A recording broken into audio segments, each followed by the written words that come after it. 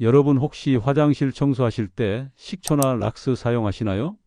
그렇다면 영상 꼭 끝까지 들어주시기 바랍니다. 오늘 말씀드릴 내용은 어르신들께서 일상에서 가장 자주 쓰는 집안 청소용품과 관련된 이야기입니다. 제가 내과 의사로 20년간 일하면서 생각보다 많은 어르신들이 놓치는 부분들이 있더라고요. 바로 집안에서 벌어지는 사고입니다.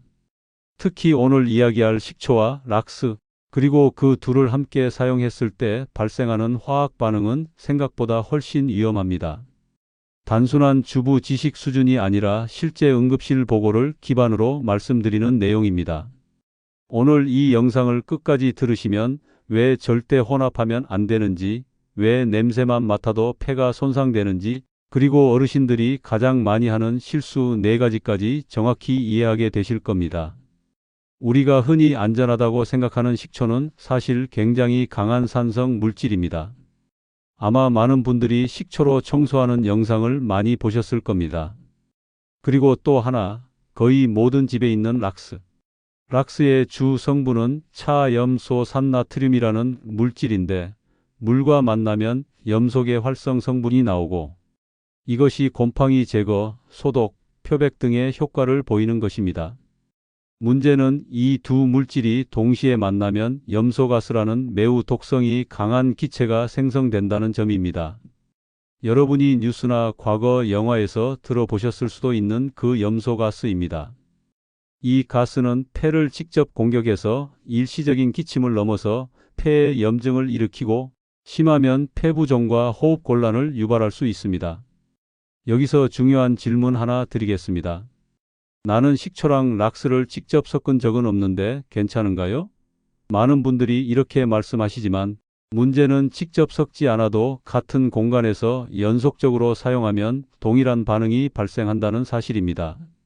화장실에서 락스로 곰팡이를 제거한 뒤 냄새가 나거나 얼룩이 남아서 식초를 뿌리는 경우, 또는 반대로 식초로 먼저 청소해 놓고 얼룩이 안 빠져서 락스를 덧바르는 경우, 바로 이 경우가 가장 위험합니다. 우리의 화장실과 욕실은 좁은 구조이고 환기가 충분하지 않은 경우가 많기 때문에 두 물질이 벽면에 남아 있거나 바닥에 남아있는 상태에서 서로 반응하기가 아주 쉽습니다. 어르신들 중에서는 무릎이나 허리가 아파서 바닥에 가까이 몸을 숙여 청소하는 경우가 많기 때문에 염소가스가 발생하면 젊은 사람보다 훨씬 더 큰 피해를 입게 됩니다. 염소가스가 폐 속으로 들어가면 어떤 일이 생길까요? 여기서부터는 조금 전문적인 내용을 쉽게 풀어서 설명해 드리겠습니다. 폐는 우리가 숨쉬는 공기를 받아들이는 장기인데 폐포라는 아주 얇은 주머니 같은 구조 덕분에 산소와 이산화탄소 교환이 이루어집니다. 그런데 염소가스가 들어오면 이 폐포의 막을 직접 자극해 염증을 일으키고 폐포 안쪽에 물이 차는 현상까지 발생할 수 있습니다. 이것을 의학적으로는 폐부종이라고 부릅니다. 폐부종이 오면 어떤 증상이 나타날까요? 첫째, 호흡이 짧아지고 금방 숨이 차게 됩니다. 둘째, 기침이 갑자기 심해지고 가래가 늘어납니다. 셋째, 약간의 냄새만 맡았다고 하더라도 2~3시간 뒤에 증상이 악화될 수 있습니다. 즉시 나타나지 않는다는 것이 특히 위험한 점입니다. 많은 어르신들이 그냥 기침 조금 하다가 말겠지라고 넘기는데 그 사이 폐 안에서는 손상이 서서히 진행되고 있습니다. 여러분께서는 혹시 이런 경험 있으십니까? 화장실 청소를 하고 나면 목이 칼칼하고 기침이 나거나 눈이 따갑고 숨쉬기 조금 답답한 느낌이 든 적, 이건 대부분 락스의 염소계 성분 때문인데 여기에 식초가 결합하면 그 자극이 몇 배로 강해집니다. 특히 노년층은 기도 점막이 약하고 폐 기능이 감소해 있기 때문에 동일한 노출량에서도 더 큰 손상을 입습니다. 젊은 사람은 10분 노출되어도 일시적인 자극 정도에서 끝날 일이 어르신에게는 병원 치료를 요하는 급성 폐손상으로 이어질 수 있습니다. 실제 응급실 보고에서도 화장실 청소 중 발생한 염소가스 노출 환자들의 상당수가 60대 이상입니다. 여기서 많은 분들이 오해하는 게 있습니다. 나는 락스를 물에 희석해서 쓰니까 괜찮다. 결론부터 말씀드리면 절대 아닙니다. 락스는 희석하더라도 여전히 염속의 성분이 남아있고 이것이 식초의 산성과 만나면 여전히 염소가스를 생성합니다. 또 한 가지 나는 락스를 씻어냈으니까 식초를 써도 된다. 이것도 잘못된 생각입니다. 욕실 실리콘이나 타일 표면은 미세한 구멍처럼 생긴 구조라서 락스 성분이 쉽게 남습니다. 그 상태에서 식초가 닿으면 표면에 남아있는 성분이 다시 반응해 염소가스가 발생할 수 있습니다. 물로 헹궜다고 해서 100% 제거되는 것이 아닙니다. 또 하나, 어르신들이 자주 하시는 위험한 행동이 있습니다. 바로 락스 냄새가 심하니까 식초로 중화시키려는 행동입니다. 이것은 정말로 절대 하시면 안 되는 행동입니다. 중화가 되는 것이 아니라 혼합 반응을 일으켜 더 독성이 강한 기체가 발생합니다.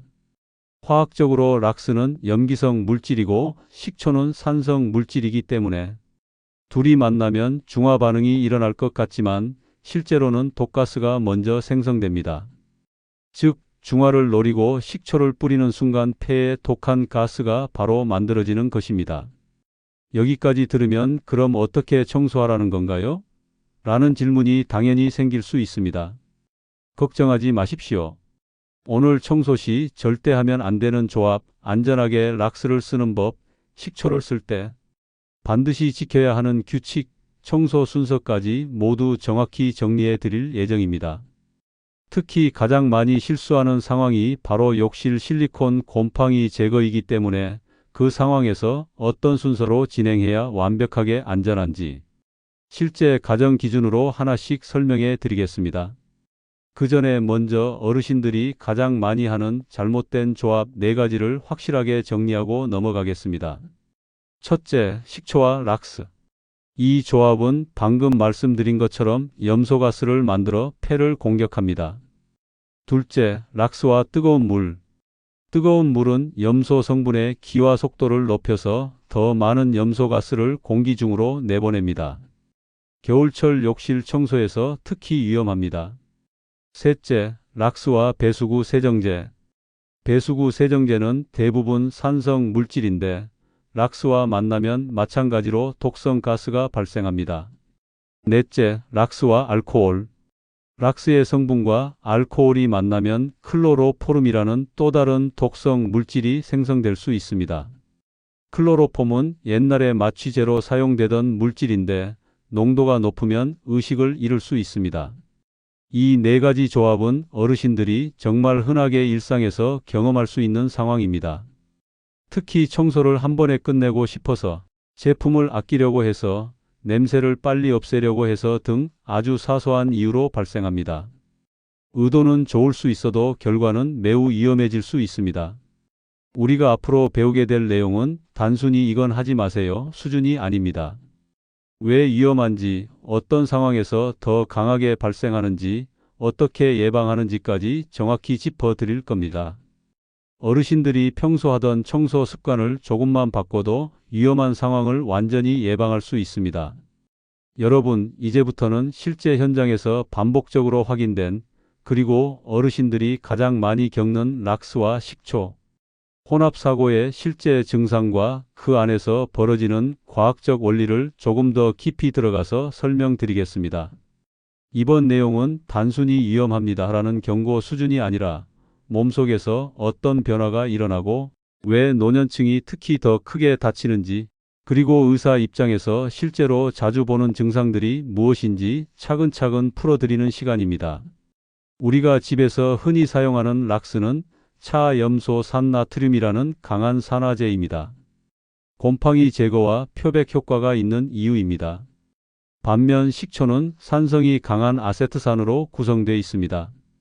이 두 물질이 만나면 염소가스라는 독성 기체가 생기는데, 이 염소가스는 1차 세계대전 당시에도 무기로 쓰였을 만큼 강력한 자극성을 가진 기체입니다.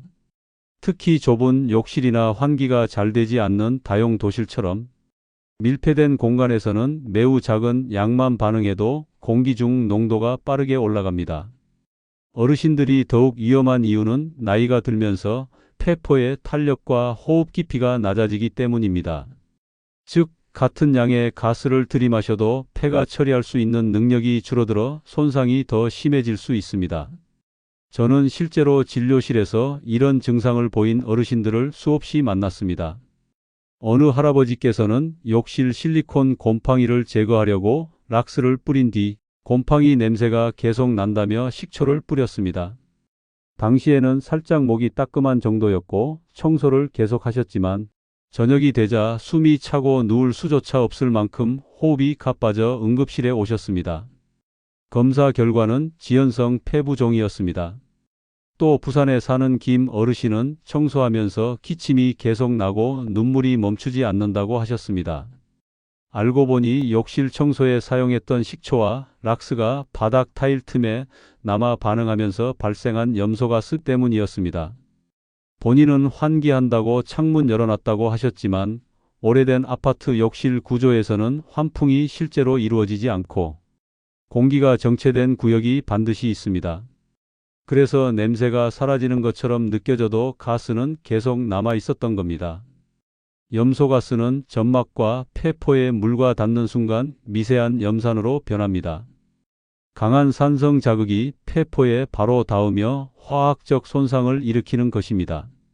이때 나타나는 대표 증상이 다음과 같은 것들입니다. 가슴이 꽉 조여오는 듯한 답답함, 갑작스러운 기침과 기관지 수축, 눈과 코가 타는 듯한 자극감, 목이 베이는 듯한 통증, 목소리가 쉬는 현상, 그리고 무엇보다 문제인 지연성 폐손상입니다.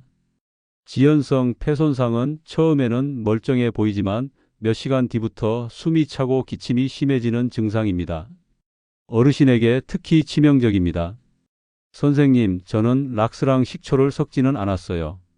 락스로 청소한 후에 식초로 마무리만 했어요. 이렇게 말씀하시는 분들이 정말 많습니다. 하지만 문제는 직접 섞지 않아도 락스 성분이 표면이나 타일 틈에 남아있으면 바로 반응이 일어난다는 것입니다. 욕실 바닥이 완전히 말라있지 않거나 락스가 미세하게라도 남아있는 상태에서 식초가 닿으면 염소가스가 바로 발생합니다. 타일 줄눈이나 실리콘처럼 미세한 구멍이 있는 재질은 물로 헹궈도 성분이 남아있기 때문에 특히 위험합니다. 또 다른 사례로는 청소 후 바로 샤워를 해서 어지러움과 메스꺼움을 호소한 경우도 있었습니다. 많은 분들이 샤워가 끝난 후 또는 씻으면서 청소하면 편하다는 이유로 욕실 청소와 샤워를 같이 하는 경우가 많습니다. 하지만 뜨거운 물을 트는 순간 따뜻한 수증기가 올라오고 남아있던 락스가 수증기와 함께 공기 중으로 퍼지면서 락스 노출량이 갑자기 높아지게 됩니다. 어르신들 중 상당수는 후각이 젊을 때보다 약해져 있어 염소가스 냄새가 나도 미묘하게만 느끼거나 거의 못 느끼시는 경우가 많습니다. 그래서 냄새가 거의 안 나서 괜찮은 줄 알았다고 말씀하시지만 사실은 이미 위험 농도에 도달해 있는 상태였던 것입니다. 이제 어르신들이 가장 많이 하는 실수들을 아주 현실적인 관점에서 짚어드리겠습니다. 첫째, 락스와 식초를 함께 사용하거나 연속해서 사용하는 행동입니다. 앞서 말씀드린 것처럼 아주 미세하게 남은 잔여물만으로도 강한 기체가 발생할 수 있습니다. 둘째, 락스를 뜨거운 물과 함께 사용하는 행동입니다. 뜨거운 물은 락스가 가진 염소계 성분을 빠르게 공기 중으로 증발시키기 때문에 가스 농도가 몇 배로 올라갑니다. 셋째, 환기가 충분하지 않은 상황에서 사용하거나 금방 끝나니까 괜찮다며 문을 닫고 사용하는 행동입니다. 어르신들이 가장 많이 하시는 위험한 습관 중 하나입니다. 넷째, 락스 냄새를 식초로 없애려고 뿌리는 행동입니다. 냄새를 중화시키기는커녕 독가스를 발생시키는 가장 위험한 행동입니다. 피부와 점막이 약한 노년층은 이런 환경에서 훨씬 빨리 반응합니다. 젊은 사람은 그냥 자극적이라고 느끼는 수준에서 끝날 일이 어르신에게는 며칠간 호흡을 불편하게 하거나 심한 경우 응급실 치료가 필요한 상황으로 악화됩니다. 지금까지 락스를 잘못 사용했을 때, 락스와 식초를 함께 사용했을 때 얼마나 위험한지, 어떤 증상이 나타나는지, 그리고 왜 어르신일수록 피해가 큰지 충분히 이해하셨을 겁니다. 이제부터는 이 두 가지를 어떻게 하면 가장 안전하게 사용할 수 있는지, 그리고 락스를 꼭 써야 할 때는 어떤 루틴을 따라야 하는지 의사로서 실제로 환자분들께 자주 알려드리는 방법을 구체적으로 정리해 드리겠습니다. 청소는 일상에서 피할 수 없는 일이기 때문에 잘못하면 위험해지지만 잘만 하면 사고를 충분히 예방할 수 있습니다. 가장 먼저 강조드리고 싶은 것은 청소 루틴의 최소화입니다. 어르신들께서는 한번 청소할 때 확실하게 끝내야 한다는 생각 때문에 락스, 식초, 세제, 곰팡이, 약 여러 가지를 동시에 꺼내놓고 사용하시는 경우가 많습니다. 하지만 이렇게 많은 제품을 사용하면 그만큼 화학 반응이 일어날 가능성도 커집니다. 청소는 단순하게 하면 할수록 안전합니다. 제가 실제로 가장 많이 권해드리는 루틴은 다음과 같습니다. 우선 락스를 사용할 때는 반드시 찬물이거나 약간 미지근한 물에 희석해서 사용하셔야 합니다. 뜨거운 물과 만나면 염소 성분이 금방 증발해 가스를 더 많이 들어 마시게 되기 때문입니다. 그리고 락스를 사용하는 시간은 가능한 한 짧게 유지하는 것이 좋습니다. 이때 창문이나 문 두 곳을 열어 두어 공기가 들어오고 나가는 길이 생기도록 해야 합니다. 공기가 한 방향으로만 흐르면 실내 가스가 정체됩니다. 또 락스를 사용하는 날은 청소 후 바로 샤워하지 않는 것이 좋습니다. 많은 어르신들이 욕실을 청소한 뒤 바로 샤워하는데 이때 뜨거운 물을 틀면 욕실 내부에 남아있던 염소 성분이 수증기와 함께 공기 중으로 퍼지기 때문에 청소할 때보다 더 많은 양을 들이마시게 됩니다. 적어도 30분 이상 환기한 뒤 샤워를 시작해야 안전합니다. 그리고 락스와 절대로 함께 사용하면 안 되는 조합들이 있습니다. 가장 대표적인 것이 식초입니다. 식초는 산성이기 때문에 락스와 만나면 독성이 강한 염소가스가 발생합니다. 또 세제 중에서도 산성 세정제나 배수구 세정제 역시 락스와 만나면 화학 반응이 일어나 독가스가 생깁니다. 알코올도 마찬가지입니다. 알코올과 락스가 만나면 클로로포름이라는 유해 물질이 발생할 수 있는데 이 물질은 흡입 시 어지러움, 구토, 심할 경우 의식 저하까지 유발할 수 있습니다. 여기서 어르신들이 자주 묻는 질문이 있습니다. 그럼 식초는 언제 써야 하나요? 식초는 락스와 동시에 사용하면 안 되지만 락스를 전혀 사용하지 않는 날이라면 안전한 청소제로 활용할 수 있습니다. 특히 싱크대 기름때, 물때 제거, 전기포트나 샤워기 헤드, 석회 제거 같은 상황에서는 식초가 훨씬 더 안전하고 효과적입니다.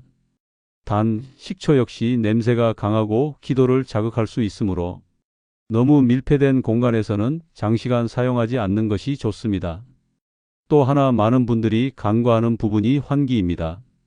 대부분의 어르신들은 창문만 열면 괜찮겠지라고 생각하시지만 실제로는 공기의 흐름이 있어야 합니다. 즉, 들어오는 창문과 나가는 창문이 두 곳 이상 있어야 합니다. 오래된 아파트의 작은 욕실은 창문이 하나뿐인데 이 경우 환풍기를 돌리더라도 공기 흐름이 약하게 유지되기 때문에 실내 가스가 쉽게 빠져나가지 않습니다.